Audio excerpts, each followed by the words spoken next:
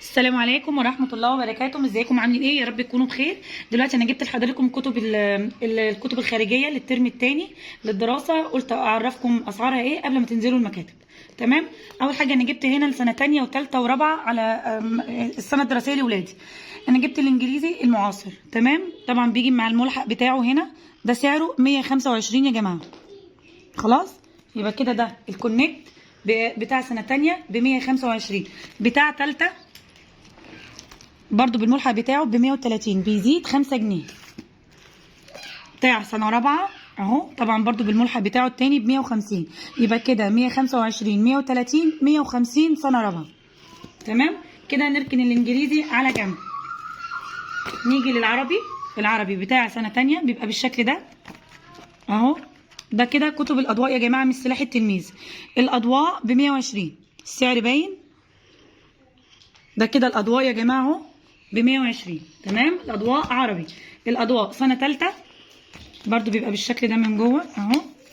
السعر 125، السعر سنه ثالثه 125، السعر سنه ثانيه 120. واضح كده لو بيزيد 5، يبقى ثانيه 120، ثالثه 125، رابعه بيجي معاه سنه رابعه اهو اللغه العربيه، بيجي معاه برضو كتاب للامتحانات صغير. تمام. ملحق صغير ده ب 140 يا جماعه اهو. ده كده كتاب عربي سنة رابعة. الحساب بقى تعالى هنا. الحساب لسنة تانية الأضواء بيبقى يا جماعة ب 110. يا رب السعر يكون واضح لحضراتكم، ب 110. تمام. الأضواء الرياضة لسنة تالتة ب 115. احنا كده سنة تانية ب 110، الرياضة هنا ب 115 لسنة تالتة. هنا الرياضة في سنة رابعة منزلش، نزل علوم يا جماعة. العلوم هنا نزل السعر 130 130. ماشي يا جماعه. وجبت هنا كده يا جماعه. كده احنا الاول عرفنا اسعار الكتب الخارجيه كده سنه رابعه، عشان ما تنزلوش المكاتب لسه، ولا الدراسات ولا الرياضه لسه ما نزلتش. تمام. جبت اللانش بوكس دي برضو. دي بصوا، دي بتبقى بالشكل ده كده، دي ب 75 جنيه. تمام. هنقطعها واوريكم محتوياتها برضو من جوه بيبقى فيها ايه. بتبقى بالمنظر ده القطعه دي، ودي كده.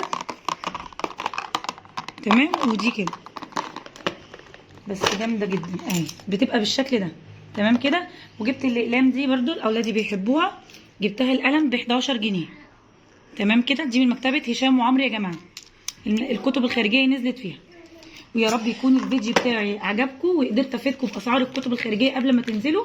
وما تنسوش تعملوا لايك واشتراك في القناه. والسلام عليكم ورحمه الله وبركاته.